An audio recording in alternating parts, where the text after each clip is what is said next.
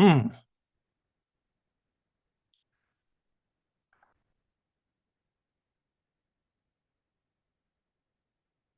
Where the hell did it go? Oh, there it is. Jeez.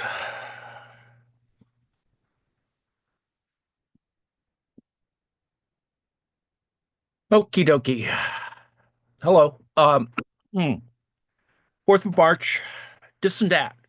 We look at identification in social science. Not the whole topic, but mainly because it's too much there. The important thing, aside from the math, is that this is one of the key weaknesses that some scientists might identify. It's sort of without indulging in the phallocratic, it is the difference between hard and soft science in that particular sense, as physicists are wont to tell me. But there are still ideas worth working on, and some of which are somewhat basic, and I think it's important to sort of get the terms worked out. The topic of identification has many different manifestations, and probably half the battle is just simply getting to um, the issues, not simply because they can be reduced to certain kinds of mathematical questions, but that they raise certain questions about that are, more easily described than sort of identified by math. You have to sort of wade through a bunch of math to get there. And also you have to have certain preconceptions about, how you're going to set up the model or models. And for those of us who like looking at multiple models simultaneously, then that gets even weirder. But I think you can do it in a at a micro level. You can sort of do maybe a set of three may be useful, at least to start with, as a kind of a toy, as they say, to in the modeling biz. So the primary question, or one of the front end questions, is because I was looking at the idea that faux frais of production as a concept is a actually kind of interesting metaphor because it asks certain questions about capital or proposes certain issues about capital that Marx didn't, spend a lot of time on or enough time on, and Engels certainly didn't either. But it comes up here and there, and um, I'll talk about a little bit about this more, but it's a kind of basic idea that allows us to think about how um, we can think about certain regional thinking. Let's say if we're going to have a regional science, then regional science does certainly have certain constraints on it, or one that deals with because each region can have other uh, subcategories like nations or cities, um, urban, exurban, etc. So all of these matters I think are useful, but that's getting way ahead of us. So the fundamental question could be, does Fauffret, as a concept, help us logically deduce an unknown value of a parameter from the distribution of the observed data? That's the fundamental problem of social science, is that these trying to get knowns and unknowns to sort of sync up. And of course, that's the uh, the problem because it relates to other kinds of statistical or probabilistic problems that are often sort of smoothed over or kind of produced in clerk-like fashion or whatever. So I think we can get not only address the math of it, but also address the conceptual element. And actually, for those who really worry about these matters, that there is a kind of conceptual mathematics that I think can attend to some areas of this. So let me describe first faux frais of production. Because we were looking at it in other yakking here, we've looked at Marx's Volume One of Capital, the new translation, and in both the new and the old translations, faux frais appears. Faux frais production is a concept used by classical political economists and by Karl Marx in his Critique of Political Economy. It refers to incidental operating expenses incurred in the productive investment of capital, which do not themselves add new value to output. Now we can be snarky about this and say, well, the three martini lunch might be one of these, but that's only one way of thinking about it. In Marx's social accounting, the faux frais are a component of constant capital, or alternately, are funded by a fraction of the new surplus value. We noted weeks ago that we were talking about, how is it that we fund things? How is it that surplus value is, sort of viable, creates, reproduces, or uh, provides the basis for new capital investment, et cetera, et cetera. How is it that surplus value gets sort of recycled back into the systems in a circular way, in a circuit-like way. When owners of capital invest in production, they do not invest in labor, power, materials, building, and equipment or means of production. They must also meet, they don't just invest in all of those things. They must also meet a range of other operating expenses. Now, these can include all kinds of things like bookkeeping, training, catering, cleaning and repairs, advertising, insurance, security services, bribes, taxes and levies, etc. And as you can see, and as you'll see tonight, if those who are going to watch the State of the Union, the bribes and other things are also part of the way American government seems now to operate. Marx has in mind mainly those circulation costs directly necessary and indispensable to keep production going, not fringe benefits. And, that's the terrain of discourse or, the terrain of conflict. In modern medium-sized to large-sized businesses, fixed capital assets will, on average, be the largest single component of the annual tangible capital outlay. After that, materials and wages. But depending on the nature of the business, the faux frais might be a considerable proportion of the total capital outlay. And, obviously in financialization, things that are more intangible, have more sway, more importance. And as we've noted with Bitcoin or cryptocurrency, that's kind of, so much can be created fictionally in that sense. Now, recalling, of course, that fiction and fictitious aren't necessarily identical. In general, Marx seems to have regarded net insurance and tax payments from gross production income as part of surplus value.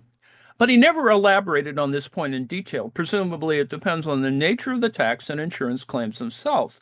Now, that leaves wide open all kinds of other things that are not fully engaged in, people don't like to talk about this at the front end in Marxism because, well, it's about class. It's about, class struggles, about conflict. It's about the wages are more important than the benefits in that particular context. But I think it's also possible to talk about these things, even as they veer towards the intangibility or to the intangible, mainly because, that's kind of how you describe certain other kinds of economic elements. If you wanted to believe in certain post-structural concepts, libidinal economies, in fact, to go way off into there, that's kind of what's going on.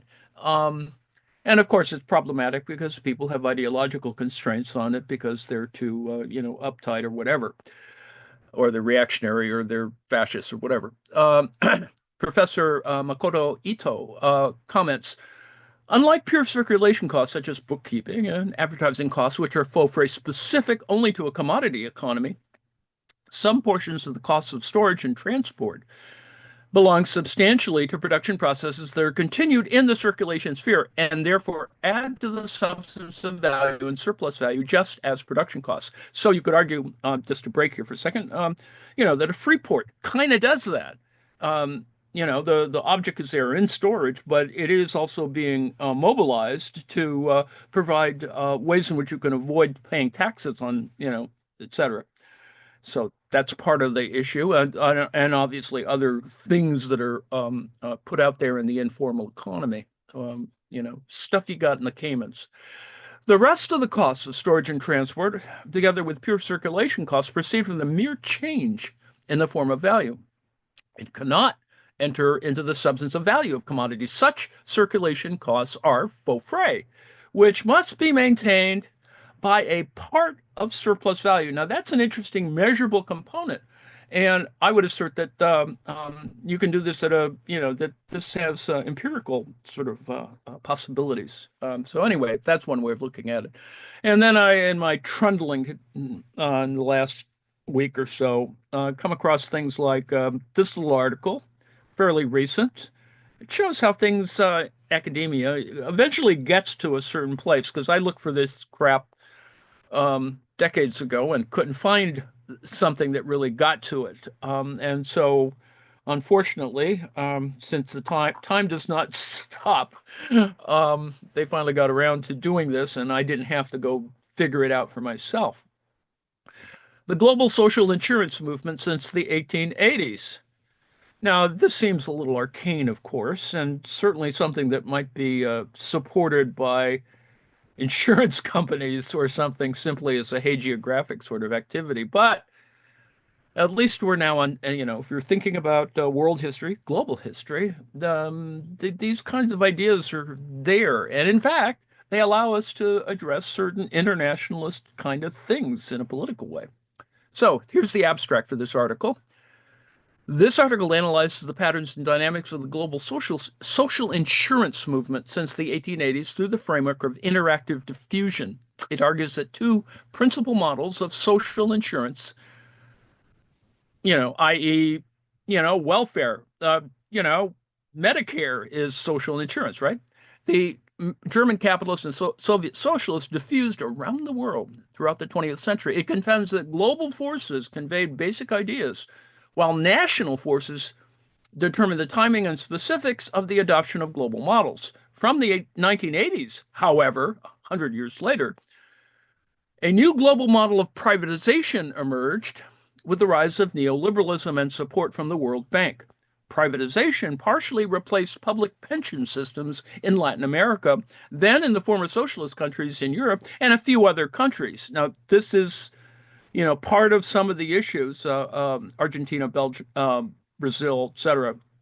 And, it's worth kind of yakking about because it's a large chunk of capital.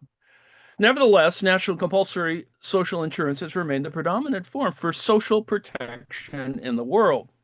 And here's a little précis from the article.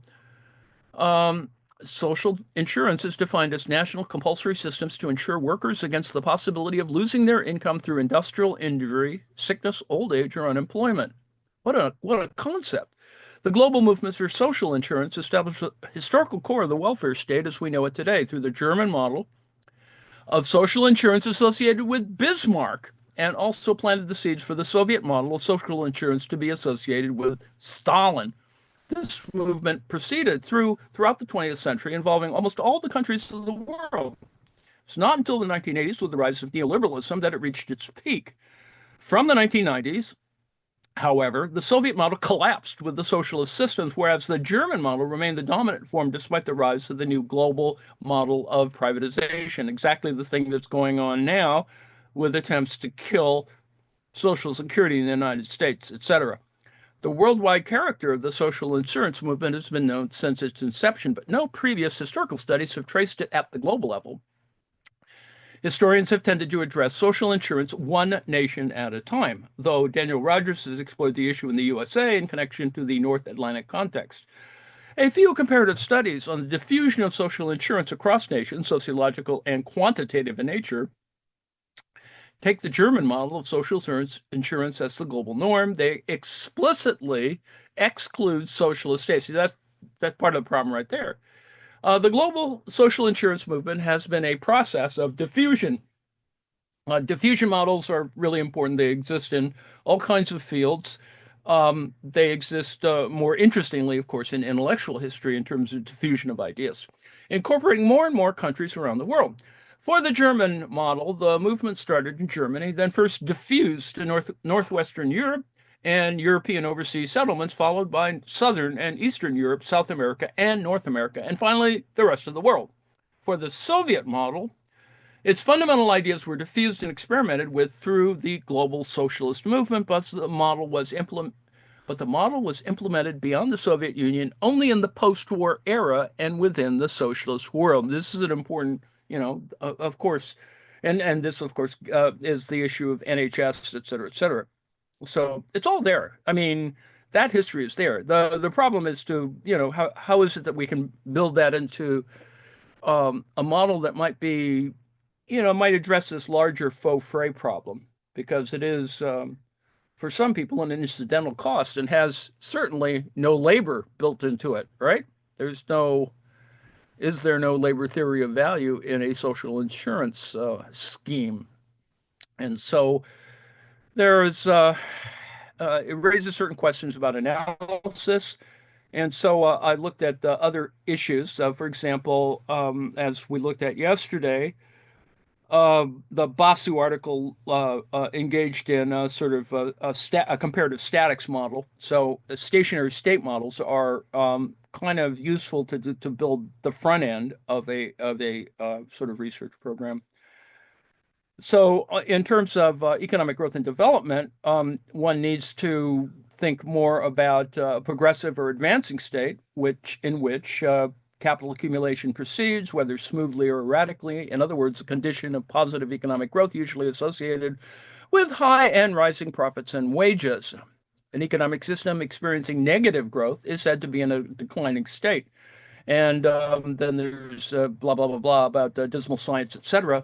And in some ways, this is, a fundamental problem, and it's a classical problem. It's not a Marxist problem. The idea of falling rates of profit, et cetera, is something that, you can actually sort of see in one sense. So uh, the Anyway, so I included a little section here in the general discussion of what counts as stationary state analysis. And the other element of stationary state that's useful for us from an eco-socialist point of view is the idea of steady state economy. And, there's a whole literature, Schumacher, et cetera, that comes from that. Um,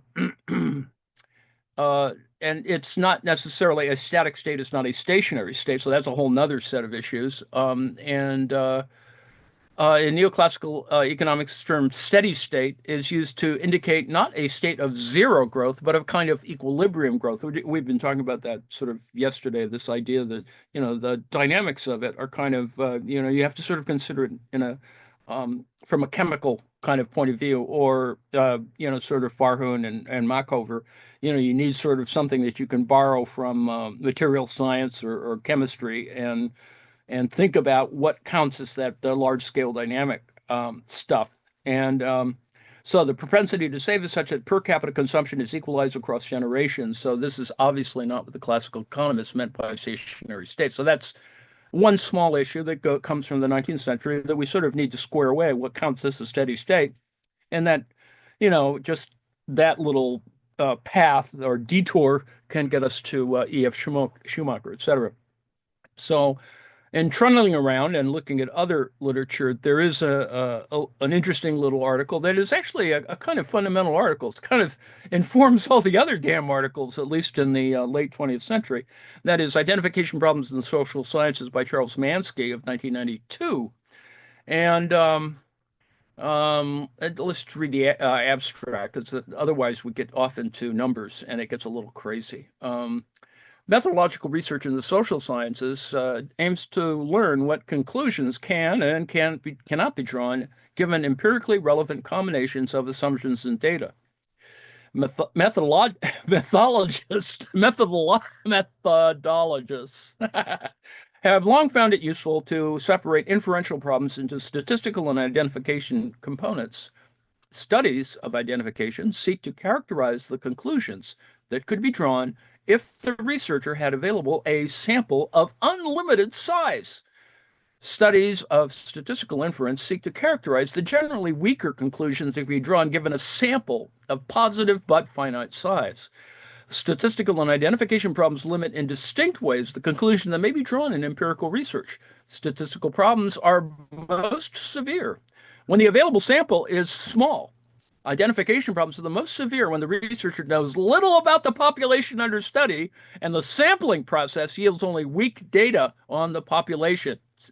That That means you, Nate Silver. Anyway, this paper synthesizes some of my recent research thinking on identification problems in the social science. Four problems are discussed: extrapolation of regressions, the selection problem, identification of endogenous social effects from outcome data, and identification of subjective phenomena.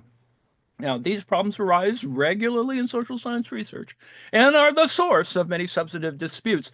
And, if you spend a little time on this stuff, you know that there is a kind of issue in qualitative versus quantitative research, and does one inform the other? Does one, blah blah blah blah.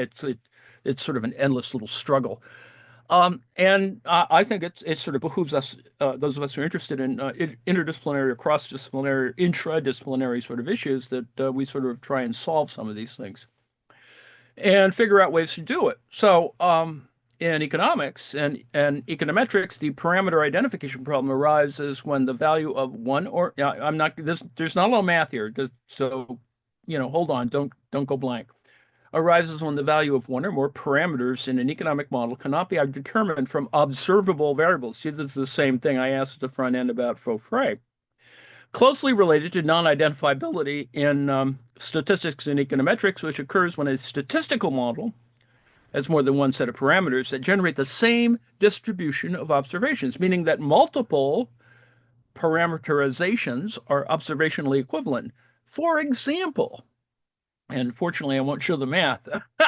This problem can occur in the estimation of multiple equation econometric models where the equations have variables in common. So automatically, we're talking about certain comparative elements that can be incredibly problematic. But of course, this is it has numbers are problems. Now, I came across this article, which is a really interesting article. Because it does represent this identification problem at a lexical level. That is, it's about terms, and that may be half the problem, or maybe irrelevant on the one hand. On the other hand, the subdisciplines or the disciplinary chaos that has occurred in in the fields can leave us in kind of out to sea in terms of specifying and literature reviews and all that other jazz. So in this abstract, and yes, there are no numbers. Don't worry. Over 24, well, that's a number. Different terms for identification appear in the econometrics literature, including set identification, causal identification, local identification, generic identification, weak identification, identification at infinity, and many more. This survey gives a new framework unifying existing definitions of point identification. That's one of the key elements if you're trying to do a math thing. Number two, summarizes and compares the Zooful, which I find an amusing a little characterization, the Zooful of different terms associated with identification that appear in the literature, noting, of course, that, in terms of Linnaean kind of things, this is, there are insects out there that don't have names. I mean, if you want to think about, what's out there in the world, there's just stuff out there that still doesn't have a name yet. And number three, discusses concepts closely related to identification, such as normalizations and the differences in identification between structural models and causal reduced form models. And that's sort of one kind of a first step. And there are historical kind of moments. So there is a kind of background to this. And there is, so I included that here because to give people a sense that this is just isn't all made up. This is kind of important stuff, and particularly in economics, for example. Before discussing identification in detail, consider some historical context. I include first names of early authors in this section to promote greater knowledge of the early leaders in this field. Before we think about isolating and thereby identifying the effect of one variable on another, we need the notion of ceteris paribus. That is, selecting one and holding other things, or holding other things equal in the pursuit of a particular kinds of comparison analysis, sort of isolating stuff out, which is ceteris paribus can in fact be its own kind of problem, but that's another story. The formal application of this concept to economic analysis is generally attributed to Alfred Marshall. Remember, I was talking about Marshallian analysis. That's kind of what I was referring to. However, Persky points out that usage of the term ceteris paribus in an economic context goes back to William Petty of 1662. The textbook example of identification problem in economics, that of separating supply and demand curves, appears to have been first recognized by Philip Wright in 1915, who pointed out what appeared to be an upward sloping demand curve for pig iron was actually a supply curve traced out by a moving demand curve. And that's the kind of place where you kind of lose it in a micro course. You go, oh, okay, the path of multiple curves in one direction create a thing or the other thing. Philip's son Sewell invented the use of causal path diagrams in statistics. Sewell Wright applied those methods to construct an instrumental variables estimator, but in a model of exogenous regressors that could have been identified and estimated by ordinary least squares. You can ignore that for the moment, but that's very standard. The idea of using instrumental variables to solve the identification problem arising from simultaneous systems of equation first appears in Appendix B of Philip Wright, 1928. Stock and Treby, 2003, claim this is the earliest known solution to an identification problem in econometrics. They apply a stylometric analysis, that is, the statistical analysis of literary styles. It's where just as a personal note, that's kind of where I started in graduate school to try and figure that out. To conclude that Philip Wright was the one who actually wrote Appendix B using his son's estimator to solve their identification. Talk about an identity and identification problem there. Anyway, in addition to two different Wrights, two different workings, also published early papers related to the subject, Holbrook working of 1925 and then Elmer J. working of 1927. Both wrote about statistical demand curves, although Holbrook is the one for whom the working lesser angle curve is named. That's when you've made it in, science and social science, if you've got something named after you. And clearly that applies in other fields as well. You get some kind of eponymous thingamabob sort of associated with you. That's your place in history, I suppose. Jan Tinbergen proposed indirect least squares estimation, that is, numerically recovering structural parameters from linear regression, reduced form estimates. That does make sense. Don't worry. You can ignore that for a moment, but does not appear to have recognized its usefulness for solving the identification problem. Petty's 1662 use of the term ceteris paribus gives what could be construed as an early identification argument, identifying a determinant of prices, which is kind of what Marx is kind of fiddling around with as well. Certainly, there's several centuries of people figuring out, well, what are prices? Why do prices exist? How do prices result? And you can see that Marx himself was trying to resolve it, average price, natural price. Anyway, on page 50 of his treatise, Petty writes, if a man can bring to London an ounce of silver out of the earth in Peru in the same time that he can produce a bushel of corn, then one is the natural price of the other. Now, if by reason of new and more easy mines, a man can get 2 ounces of silver as easily as formerly he did 1, then corn will be as cheap at 10 shillings the bushel as it was before at 5 shillings, ceteris paribus. So that's kind of, the basis of all our little arguments, at least in the micro level.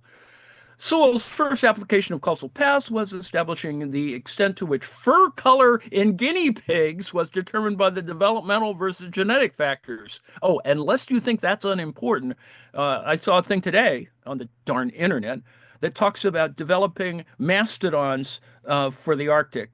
But they started with making mastodon-like mice. So that's where science is right now, lest you whatever. So while the father Philip considered pig iron, the son Sewell studied actual pigs. The above examples, along with the later analysis of Elmo, Koopmans, Anderson, and Rubin, Koopmans and Rierstol, Hurwitz, Koopmans, Rubin, and Lepnik, and the work of the Coles Foundation, more generally, are concerned with identification arising from simultaneity in supply and demand. More other important early work on this problem includes Wald, Thiel, Sargon, and and then, of course, Fisher's book of 1966. So anyway, so blah, blah, blah, blah, blah, blah. And then there's Milton Friedman on positive economics of 53, includes a critique of the Coles Foundation work, essentially warning against different criteria to select models versus criteria to identify them.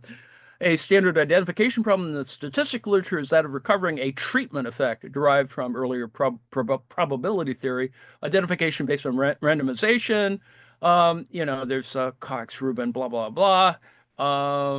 And then Havelmo as the first rigorous treatment of causality in the context of structural econometric models.